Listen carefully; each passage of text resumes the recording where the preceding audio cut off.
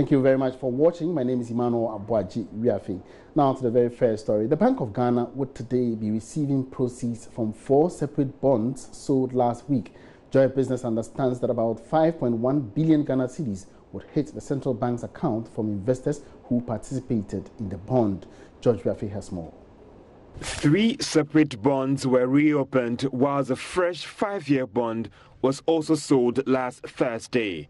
Government got 496 million Ghana cedis from the 7-year paper, 2.6 billion cedis from the 10-year bond, and 1.3 billion Ghana cedis from the 15-year bond, whilst the fresh 5-year paper got 740 million Ghana cedis, totaling about 5.1 billion Ghana cedis. Proceeds from these bonds will go a long way to boost the Bank of Ghana's reserves, as foreign investors who expressed interest in buying these bonds are expected to bring in some dollars. This should go a long way to help the Ghana cedi, which is yet to firmly stabilize against the dollar, despite previous assurances from the Bank of Ghana. Some major forex bureaus in the capital over the weekend are selling a dollar at 4 Ghana cedis, 70 pesos, inching closer to the 5 cedi mark.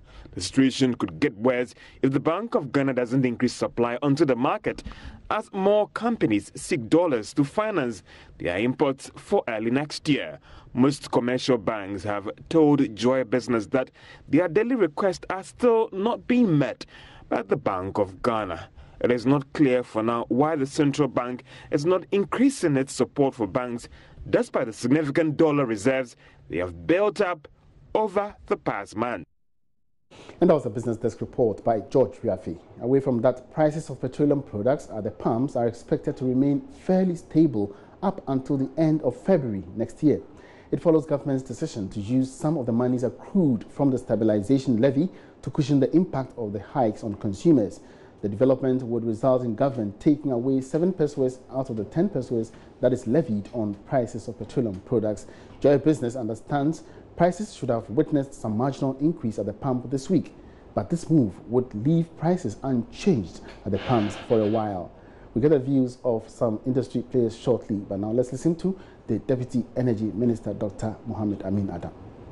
The level of increases we are seeing, consumers needed relief, and therefore, by our interpretation, we thought that this is the appropriate time to give consumers that relief. The fund is being used for stabilization, which means that we want prices to be at the same levels for some time now to come. And therefore, this may continue up to February, when the winter effect would have driven international prices down.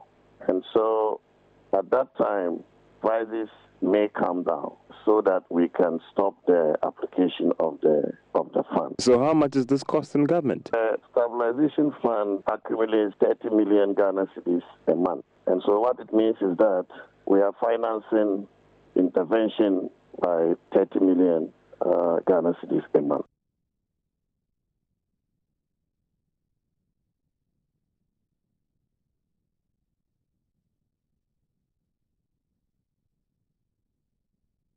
All right, so that was Deputy Energy Minister Dr. Mohammed Amin Adam. Now, however, this move has not gone down with some industry watchers who have argued that government should have rather removed some taxes on fuel if it is really committed to reducing prices. Others have also questioned the legality of the move, saying government should have secured parliamentary approval before removing the levy. Let's now go via Skype and speak with the principal researcher of the Institute of Energy Security, Richmond Roxon, on this particular development. Richmond, if you can hear me, you're welcome to the market, please. Thank you very much, and good afternoon to your cherished viewers. All right. Now, so tell me, what don't you like about the current decision to remove or to use the stabilization levy proceeds to cushion the impact on consumers? First of all, let me clarify. It's not as if we don't like the fact that government is using price stabilization and recovery levy to cushion consumers. The fund was created for that purpose. There are a number of reasons why that levy or that component is in the price build-up. One of them is to subsidize RFO as well as premix. The other one is to cushion consumers when we have price hikes. So it is well within the remit of the reason why the levy was brought to do that. Our question has been that government is reducing it from 10 pesos to 3 pesos. What it means is that there's been some kind of a review. If there's been review, there are two things involved.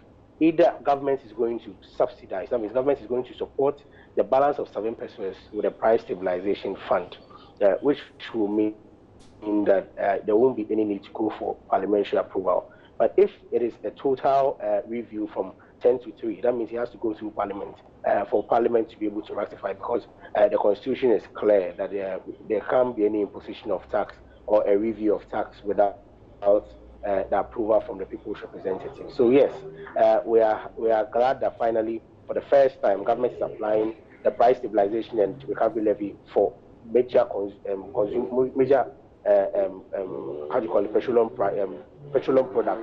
All right. Because it has never been the case that it has been applied for gasoline, gas oil, and LPG. Our concern now is how long is government going to run this program? If you look at the ministry statement, the ministry was clear that they are going to run this program in the interim. So when you say interim, how long is it going to take? How much do we have at the moment to be able to use this fund?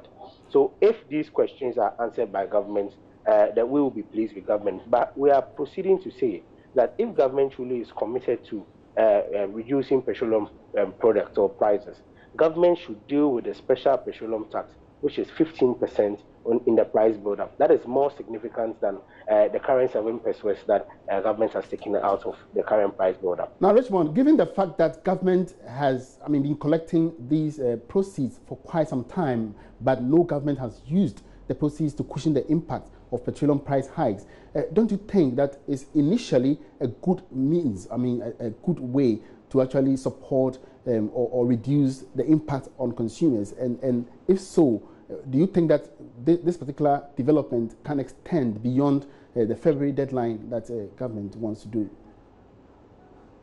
It is a good move, like I said earlier, that we need to commend government, because over the period we have said over and over again that if we are not going to use a price stabilization recovery levy to cushion consumers of gasoline, gas oil, and LPG, then there's no need for it to be there. We should be able to scrap it.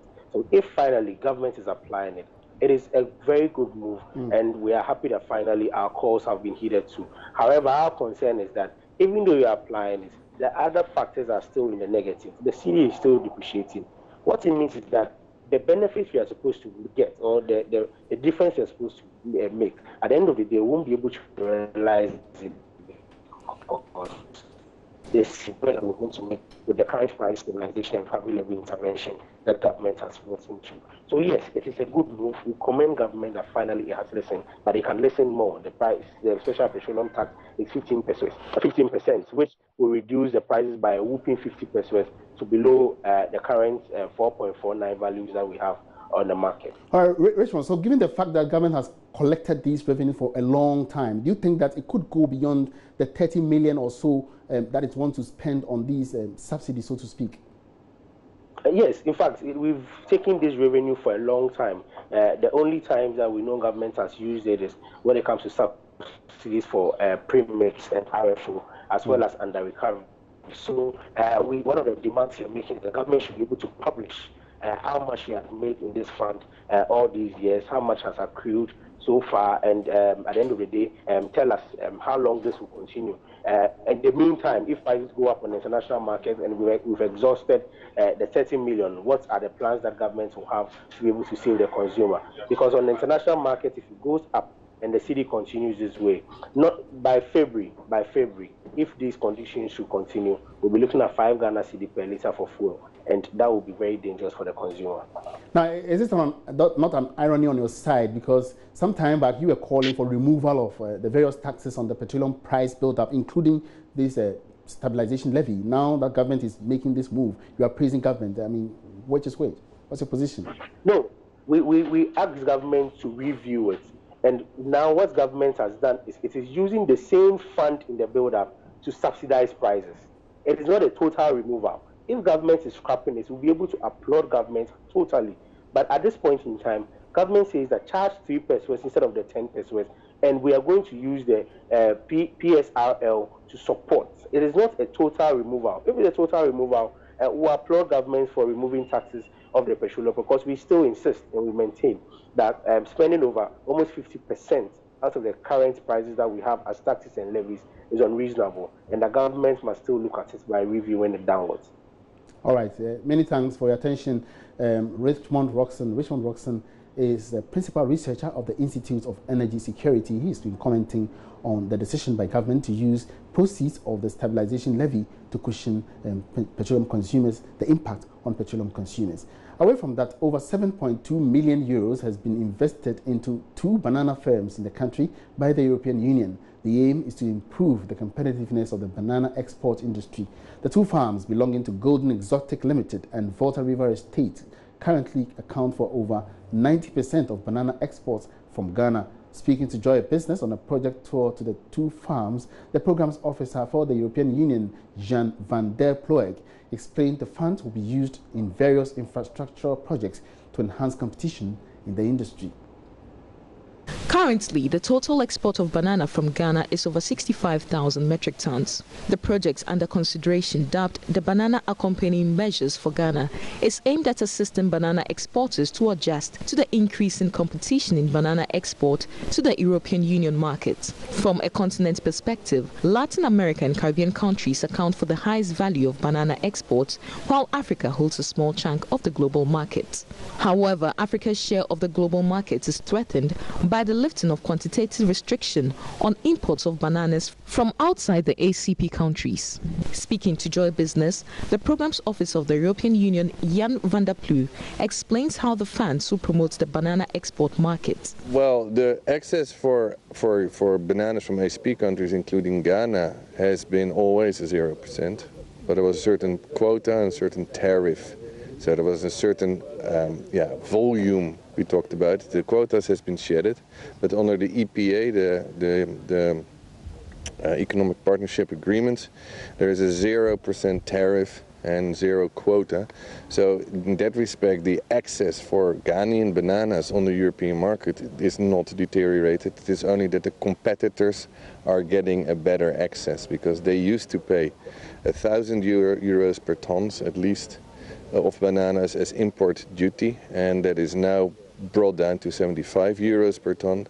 And still there is a push from these countries to, let's say, get also a 0 tariff access, and then you have a level playing field on tariffs. But that means then that the efficiency you see in this kind of countries should also be applied here in Ghana, which is not always possible. So to support, let's say, the maintenance of presence of banana industry in Ghana, this kind of projects and this kind of financial support is put in place.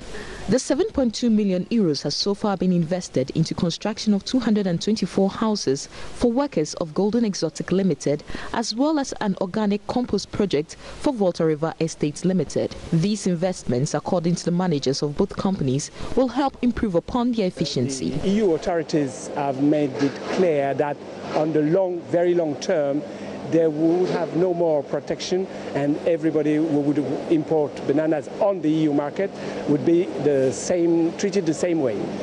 But so far we are still on this protection, and we started from a very high protection, and now we are middle protected, and still it's based on a tariff import for bananas from outside the ACP.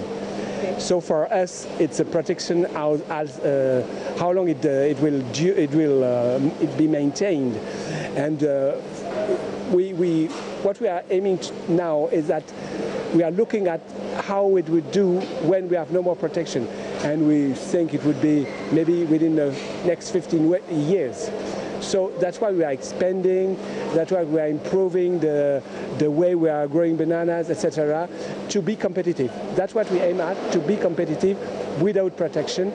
And we need this protection now to take the time to be competitive. The provision of the vehicles we see there, those white Iveco vehicles, 2 tractors, and then a tenner together with the mat, the green mat you see there for covering the compost.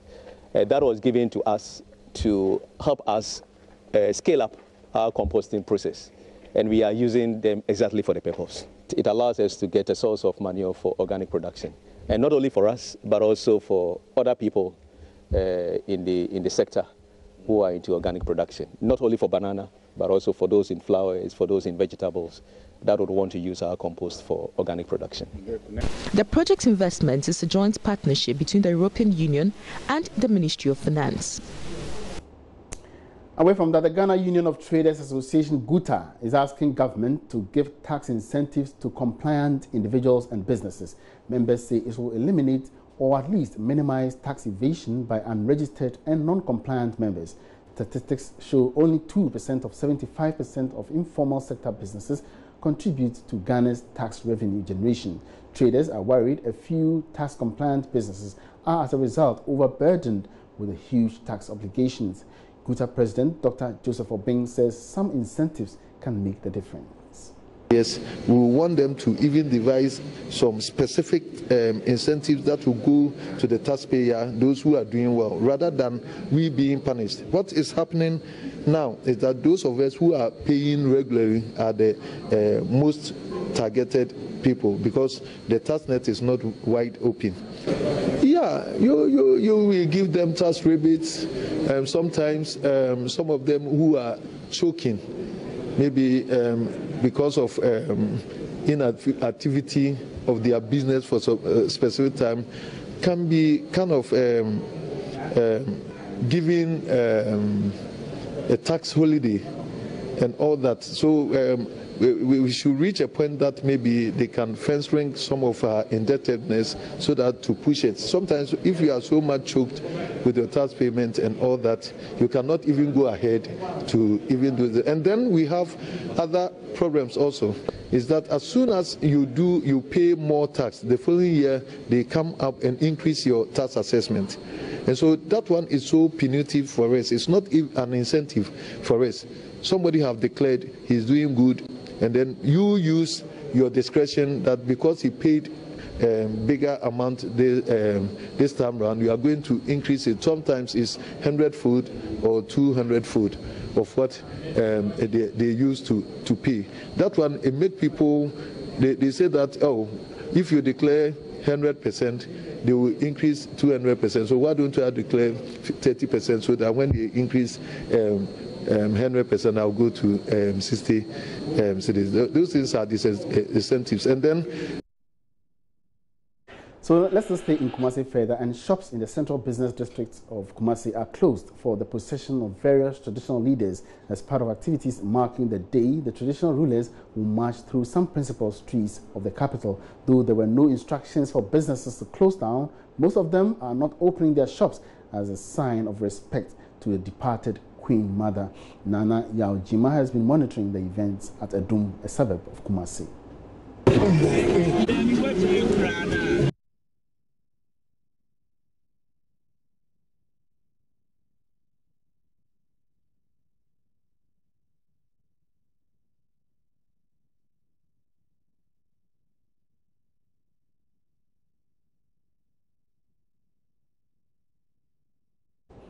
We sincerely apologize for those technical hitches there. We can't bring to you that particular story for now. But let's go back to our earlier issue where government has decided to use stabilization levy proceeds to cushion the impact of petroleum consumers in the country. And we first sought the views of the Institute of Energy Security. We're now going over to the Chamber of Petroleum Consumers, and we have the Executive Secretary, Duncan Amwa, on the line to also share his opinion about this particular development. Duncan Amwa, you're welcome to the marketplace. Good afternoon to you, Emmanuel. Good afternoon to you. All right. Now, so what's your take on this particular move by the government to cushion the impact on consumers with stabilization levy proceeds? I would say it is long overdue, but notwithstanding, it is welcoming. We have agitated for government to take a second look at the crippling taxes on petroleum price build-up in the country. If you recall, just 2 weeks ago, fuel prices had to go up by some 4 to 8%. Indication on the market was that for the first window in December, which commenced Friday, prices were going to go up again for diesel, especially due to the devaluation in the value of the cedi to the dollar. And so when we got the notice from the NPA by the Ministry of Energy, it sounded quite a bit of relief. The only bit that clearly didn't go well with was the communication bit that suggested to consumers that fuel prices have been slashed by 70%, and the accompanying tensions that we saw at some stations where drivers were already insisting that stations reduce prices because government has reduced fuel prices by 70%. Now that dust is settling, people are getting to appreciate that the move was a gesture just to forestall any further increase that would have hit all of us for the month of December. But again, Emmanuel, while this has been done and we are happy, we believe that for fuel prices to come down for Ghanaians, as the drivers have been asking for, us, we've all been asking for, we believe that the special petroleum tax, which today stands at 15% of ex-depot, must also give way in order to bring down prices at the pump, just like the drivers are asking for. Now, Duncan, government is giving itself up to the end of February. Now, considering the fact that these revenues have been generated for a long period, do you think that government could do more than the February, deadline or so? Indeed. When you talk of government revenue, I have said, and I would attempt to explain further, Ghana does not only import petroleum products, we also export.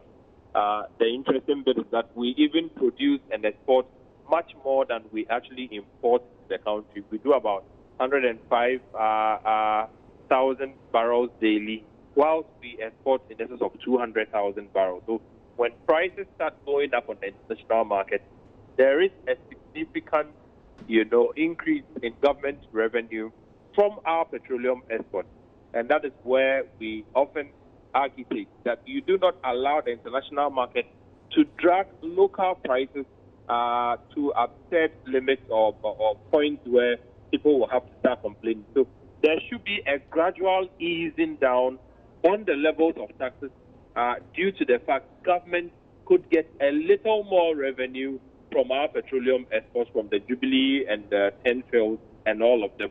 We are not seeing that happening, and we think that government can afford to ease down on some of the taxes without necessarily losing revenue, because in the end, government will still be making much more than they would have made when world market prices were at $40. If today it's at 60 and government made 400 million at 40, it means that government will make a lot more when it gets $60.